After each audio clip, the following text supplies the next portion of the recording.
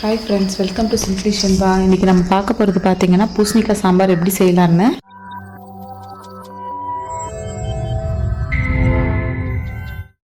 பூசணிக்காய் பொடியாக அரிஞ்சு வச்சுருக்கேன். இது எப்படி செய்யலான்னு பார்க்கலாம். கடாயை வச்சு எண்ணெய் ஊற்றிருக்கோங்க. எண்ணெய் சூடாகிடுச்சு. கொஞ்சம் கடுகு போட்டுக்கலாம். கொஞ்சம் வெங்காயம் அரிஞ்சு வச்சுருக்கேன். ஒரு வரமிளகா, கருவேப்பிலை இப்போ அதில் ஆட் பண்ணிக்கலாம். ஃபஸ்ட்டு கருவேப்பிலை போட்டுக்கலாம். வரமிளகா,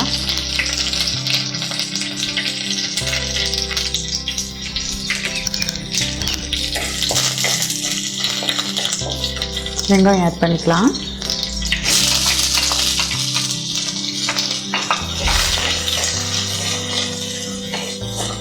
நல்லா மிக்ஸ் பண்ணி விட்டுடுங்க.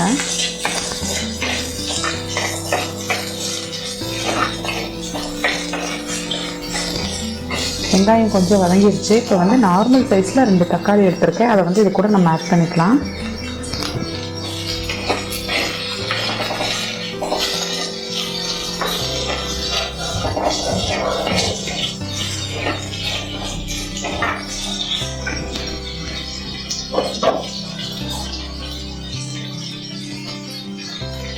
இப்போ கொஞ்சம் உப்பு ஆட் பண்ணிக்கலாம். நம்ம வெங்காய தக்காளியெல்லாம் வணங்கும் போதே போட்டுக்கலாம்.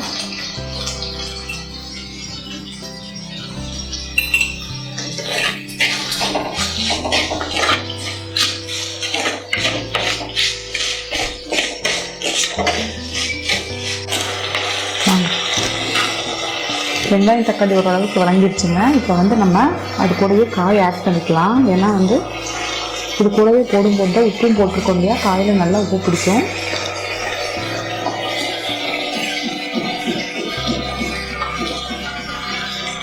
நல்லா மிக்ஸ் பண்ணி விட்டுடலாம்.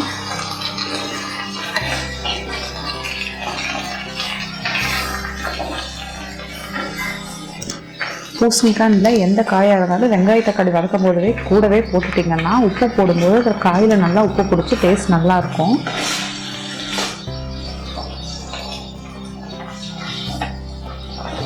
கொஞ்சம் நேரம் வதங்கட்டும். இப்போ காய் ஓரளவுக்கு வதங்கிருச்சுங்க. இப்போ வந்து நம்ம 1 ஸ்பூன் சாம்பார் தூள் போட்டுக்கலாம்.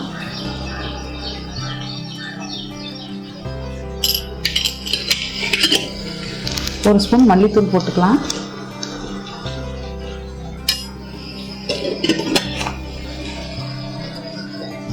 கொஞ்சம் மஞ்சள் போட்டுக்கலாம். சாம்பார் தூள் யூஸ் பண்ணாதவங்கன்னா மிளகாய் தூள் போட்டுக்கோங்க, அப்புறம் சீரகத்தூள் போட்டுக்கோங்க, அப்புறம் மல்லித்தூள். நான் சாம்பார் தூள் யூஸ் பண்ணனால மிளகாய் தூளும் சீரகத்தூளும் போடலை. காரெல்லாம் நல்லா இதில் இறங்கட்டும். காயில்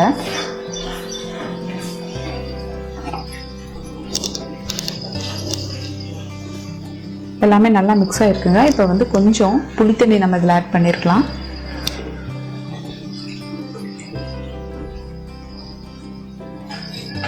நல்லா மிக்ஸ் பண்ணி விட்டுட்டு ஒரு கொதி வந்ததும் வேக வச்சுருக்கிற பருப்பு எடுத்து இதில் ஆட் பண்ணிக்கலாம்.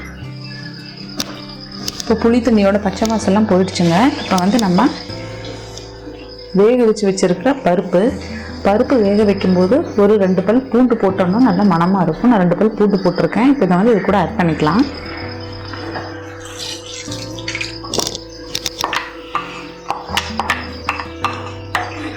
நல்லா மிக்ஸ் பண்ணி விட்டுடுங்க. நல்லா மிக்ஸ் பண்ணிவிட்டு கட்டியாக இருக்கு இல்லையா, தேவையான அளவு தண்ணி ஆட் பண்ணிக்கலாம்.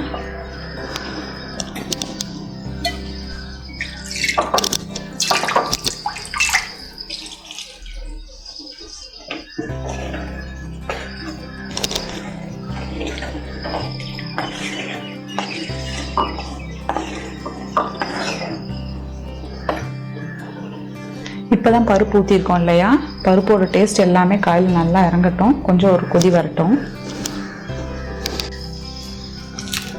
பாருங்கள், சாம்பார் நல்லா கொதிச்சிருச்சு, காயும் நல்லா வெந்திருக்கு. இப்போ இதில் வந்து வெல்லம் எடுத்திருக்கேன், ஒரு துண்டு இதில் ஆட் பண்ணிக்கலாம். ஹோட்டல் சாம்பாரில் பார்த்தீங்கன்னா கடைசியில் கொஞ்சம் சுகர் ஆட் பண்ணுவாங்க. நான் ஒயிட் சுகர் நல்லது இல்லைங்கிறதுனால நான் வெல்லம் ஆட் பண்ணுறேன்.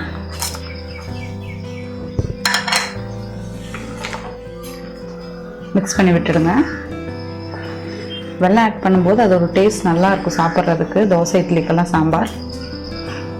இப்போது நம்ம கொஞ்சம் மல்லித்தழை தூவி இறக்கிக்கலாம். நீங்களும் இதே மாதிரி வீட்டில் ட்ரை பண்ணி பார்த்துட்டு கமெண்ட் பண்ணுங்கள். சிம்பிளி ஷின்பா சேனலை சப்ஸ்கிரைப் பண்ணாதவங்க சப்ஸ்கிரைப் பண்ணுங்கள். கூடவே பெல் பட்டனை ப்ரெஸ் பண்ணுங்கள். தேங்க்யூ.